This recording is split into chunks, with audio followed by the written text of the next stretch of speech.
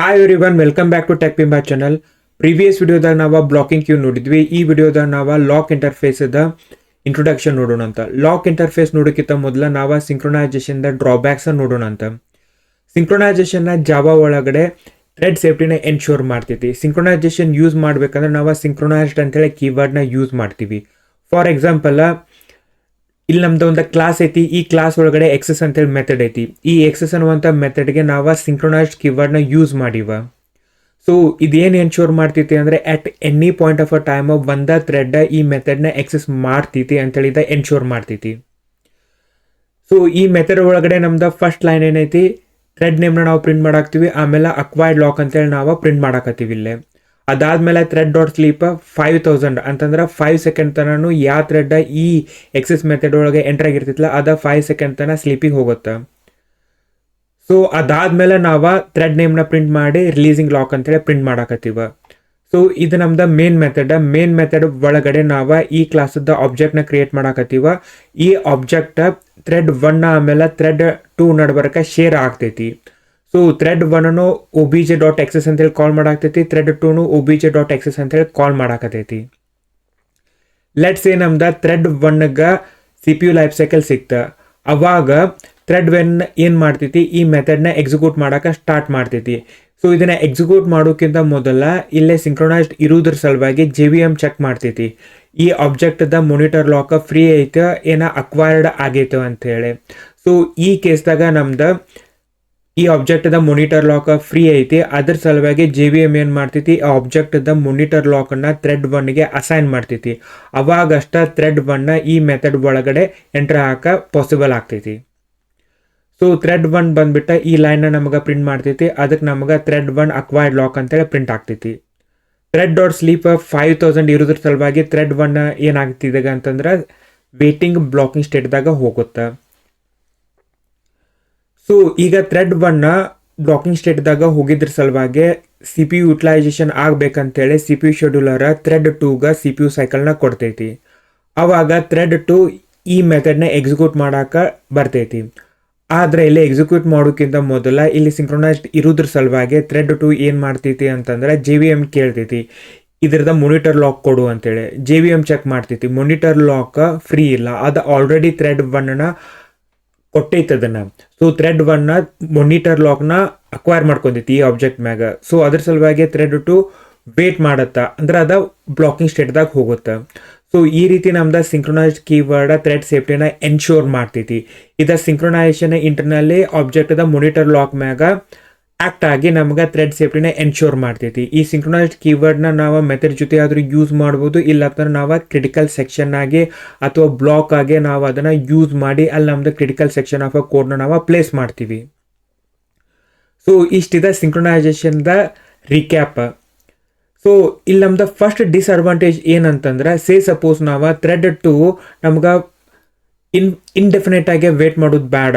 ನಾವು ಏನಾರೇ suppose 2 seconds ತನಕ ಅಷ್ಟೇ ವೇಟ್ ಮಾಡಲಿ, 2 ಸೆಕೆಂಡ್ಸ್ ಒಳಗಡೆ ನಮಗೆ ಇದ್ರದ್ದು ಮಾನಿಟರ್ ಲಾಕ್ ಸಿಗಲಿಲ್ಲ ಅಂತಂದ್ರೆ ಥ್ರೆಡ್ 2ನ ನಾವು ವೇಟಿಂಗ್ ಸ್ಟೇಟಿಂದ ರಿಲೀಸ್ ಮಾಡೋಣ ಅಂಥೇಳಿ ನಮ್ದು ಏನಾರು ರಿಕ್ವೈರ್ಮೆಂಟ್ ಇತ್ತಂದ್ರೆ ಅದನ್ನ ನಮ್ಗೆ ಇಲ್ಲೇ ಮಾಡೋಕ್ಕಾಗಿಲ್ಲ. ಇದು ನಮ್ದು ಫಸ್ಟ್ ಡಿಸ್ಅಡ್ವಾಂಟೇಜ್. ಏನಂತಂದ್ರೆ ನಮ್ದು ಇಲ್ಲೇ ನೋ ಟೈಮ್ ಔಟ್ ಅಂತಂದರೆ ಯಾವುದರೇ ಒಂದು ಥ್ರೆಡ್ ಒಂದು ರಿಸೋರ್ಸ್ ಮ್ಯಾಗ ವೇಟ್ ಮಾಡಾಕತ್ತಿತ್ತಂದ್ರೆ ಅದ ಇಂಡೆಫಿನೆಟ್ ಆಗಿ ವೇಟ್ ಮಾಡ್ತೈತಿ. ಸಪೋಸ್ ನಮ್ಗೆ wait only for 2 seconds for the lock. ಆ 2 ಸೆಕೆಂಡ್ ಒಳಗಡೆ ನಮ್ಗೆ ಲಾಕ್ ಸಿಗ್ಲಿಕ್ಕೆ ಅಂತಂದ್ರೆ ಪ್ರೊಸೀಡ್ ಫರ್ದರ್ ಅಂತೇಳಿ ನಮ್ಗೆ ಯಾವುದೂ ಆಪ್ಷನ್ ಇಲ್ಲ ಇಲ್ಲಿ. ಸೆಕೆಂಡ್ ಡಿಸ್ಅಡ್ವಾಂಟೇಜ್ ಏನಂತಂದ್ರೆ ನೋ ಟ್ರೈ ಲಾಕ್. ಸಪೋಸ್ ನಮ್ದು ರಿಕ್ವೈರ್ಮೆಂಟ್ ಏನೈತಂದ್ರೆ ಇಲ್ಲೇ ಥ್ರೆಡ್ 2 ಬರ್ತೈತಿ. ಥ್ರೆಡ್ 2 ಬಂದ ತಕ್ಷಣ ಇದ್ರ ಮ್ಯಾಗ ಲಾಕ್ನ ಅಕ್ವೈರ್ ಮಾಡ್ಕೊಳಕ್ಕೆ ಟ್ರೈ ಮಾಡ್ತೈತಿ, ಆದ್ರೆ ಲಾಕ್ ಅವೈಲೇಬಲ್ ಇಲ್ಲ. ಸೊ ಈಗ ಎಲ್ಲಿ ತನಕ ಇದಕ್ಕೆ ಲಾಕ್ ಸಿಗಂಗಿಲ್ಲ ಅದು ಇಂಡೆಫಿನೆಟ್ ಆಗಿ ವೇಟ್ ಮಾಡಬೇಕು. ಇಲ್ಲಿ ನಮ್ಗೆ ಏನಾರೇ ರಿಕ್ವೈರ್ಮೆಂಟ, ಸೊ ಇದ್ರದ್ದು ಲಾಕ್ ಅವೈಲೇಬಲ್ ಇತ್ತು ಅಂತಂದ್ರೆ ಅಕ್ವೈರ್ ಮಾಡ್ಕೋ, ಇಲ್ಲ ಅಂತಂದ್ರೆ ಪ್ರೊಸೀಡ್ ಫರ್ದರ್ ಅಂತೇಳಿ ನಮ್ಗೆ ರಿಕ್ವೈರ್ಮೆಂಟ್ ಇತ್ತಂದ್ರೆ ಅದನ್ನು ನಮಗೆ ಫುಲ್ಫಿಲ್ ಮಾಡೋಕೆ ಯಾವುದೂ ಕೆಪಬಿಲಿಟಿ ಸಿಂಕ್ರೊನೈಸೇಷನ್ ನಮ್ಗೆ ಕೊಡಂಗಿಲ್ಲ. ಇದು ನಮ್ದು ಸೆಕೆಂಡ್ ಡಿಸ್ಅಡ್ವಾಂಟೇಜ್. ಟ್ರೈ ಲಾಕ್ ಅಂತಂದ್ರೆ ಲಾಕ್ ಇತ್ತಂದ್ರೆ ಅಕ್ವೈರ್ ಮಾಡ್ಕೋ, ಇಲ್ಲ ಅಂತಂದ್ರೆ ಪ್ರೊಸೀಡ್ ಫರ್ದರ್ ಅನ್ನುವಂಥ ಆಪ್ಷನ್ ಅಥವಾ ಕೆಪಬಿಲಿಟಿ ಸಿಂಕ್ರೊನೈಸೇಷನ್ ನಮಗೆ ಪ್ರೊವೈಡ್ ಮಾಡಂಗಿಲ್ಲ.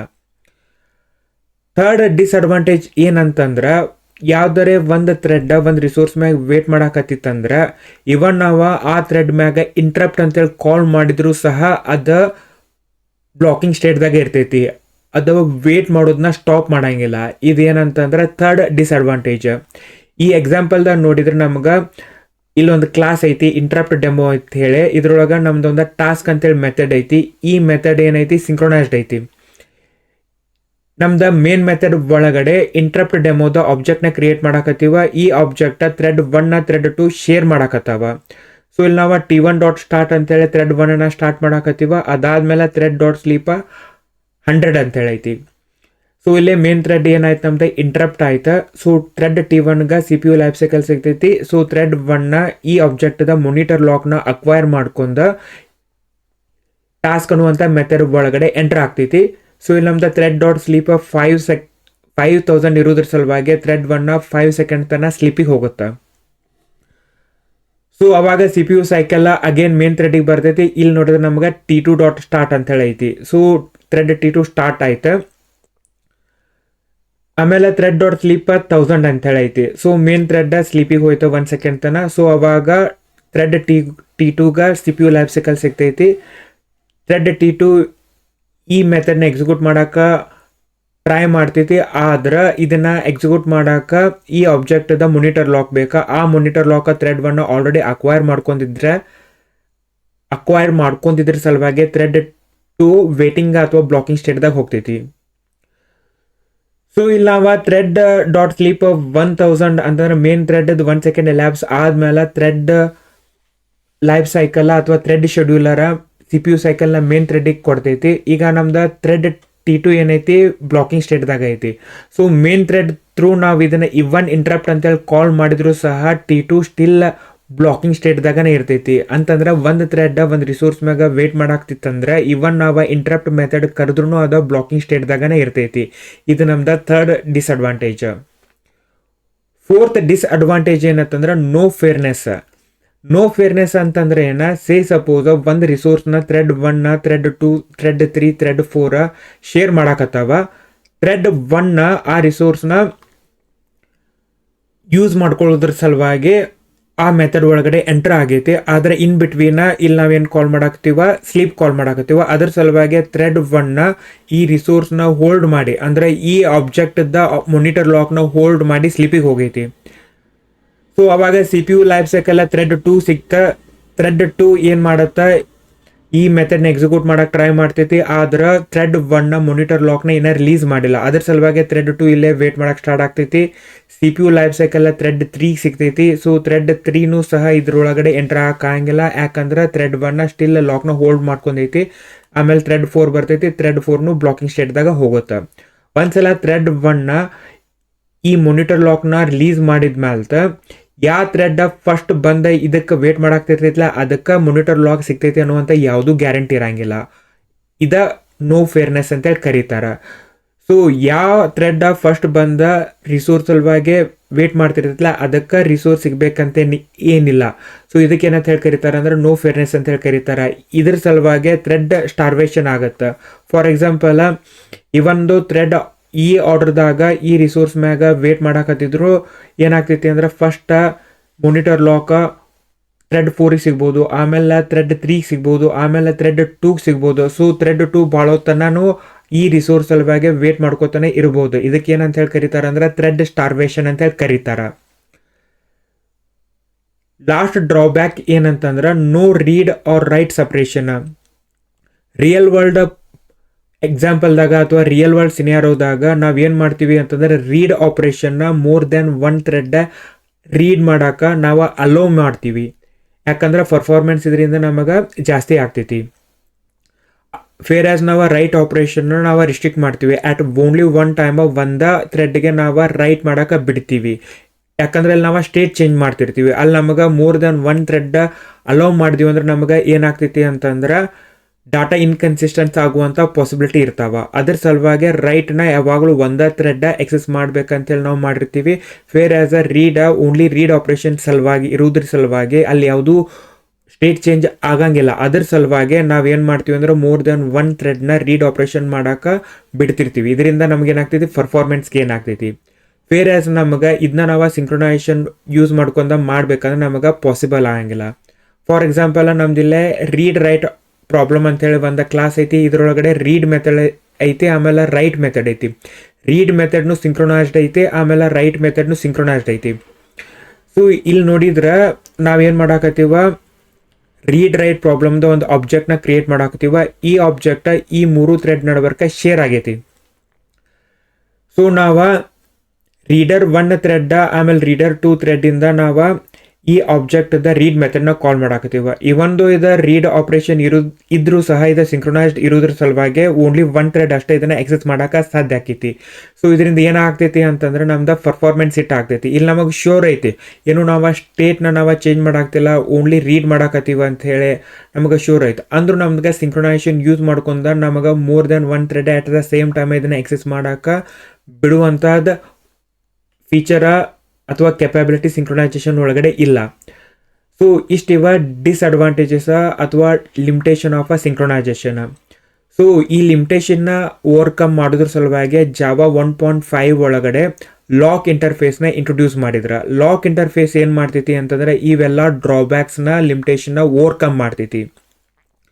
ಸೊ ಇವನ್ನ ಓವರ್ಕಮ್ ಮಾಡೋದ್ರ ಸಲುವಾಗಿ ಲಾಕ್ ಇಂಟರ್ಫೇಸ್ ಒಳಗಡೆ ಇಷ್ಟು ಮೆಥಡ್ಸ್ ಅದಾವ.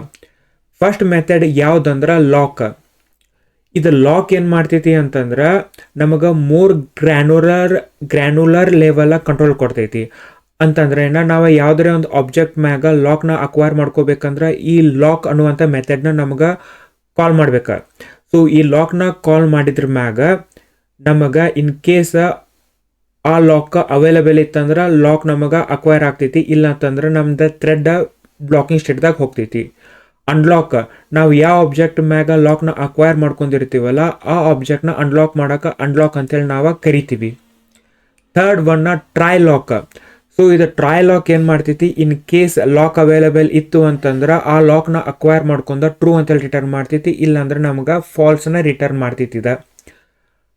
So try lock long time unit. So ಇದು ಓವರ್ಲೋಡೆಡ್ ಮೆಥಡ್. ಇಲ್ಲಿ ನಾವು ಟೈಮ್ ಡ್ಯೂರೇಷನ್ ನಾವು ಸ್ಪೆಸಿಫೈ ಮಾಡ್ಬೋದು. ಸೊ ನಾವು ಟ್ರೈ ಲಾಕ್ನ ವಿತ್ ಟೈಮ್ ಡ್ಯೂರೇಷನ್ ಜೊತೆ ಸ್ಪೆಸಿಫೈ ಮಾಡಿದ್ವಿ ಅಂದ್ರೆ, ಸೊ ಇಲ್ಲಿ ನಾವು ಎಷ್ಟು ಡ್ಯೂರೇಷನ್ ಟೈಮ್ ಕೊಟ್ಟಿರ್ತೀವಲ್ಲ ಅಲ್ಲಿ ತನಕ ನಮ್ದು ಥ್ರೆಡ್ ವೇಟ್ ಮಾಡ್ತೈತಿ. ಸೊ ಅಷ್ಟು ಟೈಮ್ ವೇಟ್ ಮಾಡಿದ್ಮೇಲೆ ಇನ್ ಕೇಸ್ ಲಾಕ್ ಸಿಕ್ತಂದ್ರೆ ಟ್ರೂ ಅಂತೇಳಿ ರಿಟರ್ನ್ ಆಗ್ತೈತಿ, ಇಲ್ಲಾಂದ್ರೆ ನಮ್ದು ಫಾಲ್ಸ್ ಅಂತೇಳಿ ರಿಟರ್ನ್ ಆಗ್ತೈತಿ.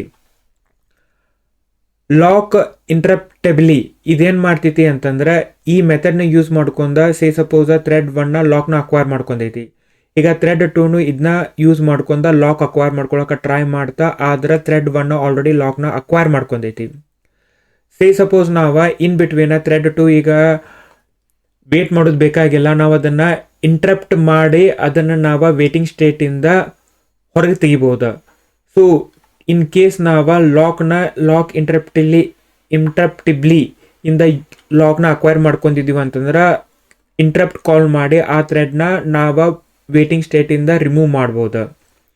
ನ್ಯೂ ಕಂಡೀಷನ್ ಎದಕ್ಕೆ ಯೂಸ್ ಮಾಡ್ತೀವಿ ಅಂದರೆ ಈ ನ್ಯೂ ಕಂಡೀಷನ್ ಯೂಸ್ ಮಾಡ್ಕೊಂಡ ನಾವು ಅವೇಟ ಸಿಗ್ನಲ್ ಅನ್ನುವಂಥ ಮೆಥಡ್ನ ಕಾಲ್ ಮಾಡ್ತೀವಿ. ಇದರಿಂದ ನಮಗೇನಾಗ್ತೈತಿ ಅಂದ್ರೆ ಇಂಟರ್ ಥ್ರೆಡ್ ಕಮ್ಯುನಿಕೇಷನ್ನ ನಾವು ಮಾಡ್ಬೋದು. ಸೊ ಲಾಕ್ ಇಂಟರ್ಫೇಸ್ದ ಹಿರಾರ್ಚಿ ನೋಡೋದಾದ್ರೆ ನೆಕ್ಸ್ಟ್ ಈ ಲಾಕ್ ಇಂಟರ್ಫೇಸ್ನ ಜಾವಾ 1.5ದಾಗ ಇಂಟ್ರೊಡ್ಯೂಸ್ ಮಾಡ್ಯಾರ. ಈ ಲಾಕ್ ಇಂಟರ್ಫೇಸ್ದಾಗ ಇಷ್ಟೆಲ್ಲ ಮೆಥಡ್ಸ್ ಅದಾವ. ಈ ಮೆಥಡ್ಸ್ ಏನು ಮಾಡ್ತಾವ ಅಂತಂದ್ರೆ ಬೇಸಿಕಲಿ ನಮ್ದು ಸಿಂಕ್ರೊನೈಸೇಷನ್ ಅಥವಾ ಸಿಂಕ್ರೊನೈಸ್ಡ್ ಒಳಗಡೆ ಏನೇನು ಡಿಸ್ಅಡ್ವಾಂಟೇಜಸ್ ಅದಾವಲ್ಲ ಅವನ್ನೆಲ್ಲಾನು ಓವರ್ಕಮ್ ಮಾಡ್ತಾವ. ಈ ಲಾಕ್ ಇಂಟರ್ಫೇಸ್ನ ರೀಇಂಟ್ರೆಂಟ್ ಲಾಕ್ ಆಮೇಲೆ ರೀಇಂಟ್ರೆಂಟ್ ರೀಡ್ ರೈಟ್ ಲಾಕ್ ಅನ್ನುವಂಥ ಕ್ಲಾಸಸ್ ಇಂಪ್ಲಿಮೆಂಟ್ ಮಾಡ್ಕೊಂಡ ಈ ಮೆಥಡ್ಸ್ಗೆ ಇಂಪ್ಲಿಮೆಂಟೇಷನ್ ಕೊಟ್ಟಾವ. ಸೊ ನಾವು ವಿಡಿಯೋ ರ್ಯಾಪಪ್ ಮಾಡೋಕ್ಕಿಂತ ಮೊದಲ ಇನ್ನೊಂದೇನು ತಿಳ್ಕೊಳ್ಳೋಣ ಅಂತಂದ್ರೆ ಈ ಸಿಂಕ್ರೊನೈಸೇಷನ್ ಒಳಗಡೆ ಯಾಕೆಷ್ಟು ಡ್ರಾಬ್ಯಾಕ್ಸ್ ಅದಾವ ಅಂಥೇಳಿ ನೋಡೋಣ ಅಂತ. ಎದಕ್ಕಂತಂದ್ರೆ ಸಿಂಕ್ರೊನೈಸೇಷನ್ ಆಬ್ಜೆಕ್ಟ್ದ ಮೊನಿಟರ್ ಲಾಕ್ ಮ್ಯಾಗ ಆ್ಯಕ್ಟ್ ಆಕೈತಿ. ಈ ಮೊನಿಟರ್ ಲಾಕ್ನ JVM ಮೇಂಟೈನ್ ಮಾಡೋಕ್ಕಾಗೈತಿ. ಸೊ ಇಲ್ಲಿ ನಮ್ಗೆ ಯಾವುದೇ ರೀತಿ ಕಂಟ್ರೋಲ್ ಇಲ್ಲ. ಸೊ ಇದು ಅಪ್ ಟು JVMನ ಹ್ಯಾಂಡಲ್ ಮಾಡ್ತೈತಿ. ಯಾವುದಾರೆ ಒಂದು ಥ್ರೆಡ್ ಯಾವ ಮೆಥಡ್ ಸಿಂಕ್ರೊನೈಸೇಷನ್ ಕೀವರ್ಡಿಂದ ನಾವು ಬರ್ದೀವಲ್ಲ ಆ ಮೆಥಡ್ ಒಳಗಡೆ ಒಂದು ಥ್ರೆಡ್ನ ಎಂಟರ್ ಮಾಡೋಕ್ಕಿಂತ ಮೊದಲು ಆ JVM ಚೆಕ್ ಮಾಡ್ತೈತಿ. ಆ ಆಬ್ಜೆಕ್ಟ್ ಮ್ಯಾಗ ಮೊನಿಟರ್ ಲಾಕ್ ಫ್ರೀ ಐತೆ ಏನು ಇಲ್ಲ ಅಂಥೇಳಿ ಇದು entirely handled by the JVM. ಅದ್ರ ಸಲುವಾಗಿ ನಮ್ಗೆ ಯಾವುದೂ ಫೀಚರ್ಸ್ ಇಲ್ಲ. ಅಂದ್ರೆ try lock, time out, interruptible, lock acquisition, fairness ಈ ಯಾವೂ ಸಿಂಕ್ರೊನೈಸೇಷನ್ ಒಳಗಡೆ ನಮಗೆ ಸಿಗಂಗಿಲ್ಲ. ಯಾಕಂದ್ರೆ ಇದು ಎಂಟೈರ್ಲಿ ಮೊನಿಟರ್ ಲಾಕ್ ಮ್ಯಾಗ ಸಿಂಕ್ರೊನೈಸೇಷನ್ ಅಥವಾ ಸಿಂಕ್ರೊನೈಸ್ಡ್ ಕೀವರ್ಡ್ ಆ್ಯಕ್ಟ್ ಆಕೈತಿ. ಅದ್ರ ಸಲುವಾಗಿ ನಮಗೆ JVMನ ಇದೆಲ್ಲನೂ ಕಂಟ್ರೋಲ ತನ್ನ ಕಡೆ ಇಟ್ಕೊಂಡೈತಿ. ಸೊ ಇವೆಲ್ಲಾನು ಡಿಸ್ಅಡ್ವಾಂಟೇಜಸ್ನ ಓವರ್ಕಮ್ ಮಾಡೋದ್ರ ಸಲುವಾಗಿ ನಾನು ಲಾಕ್ ಇಂಟರ್ಫೇಸ್ನ ಇಂಟ್ರೊಡ್ಯೂಸ್ ಮಾಡ್ಯಾರ.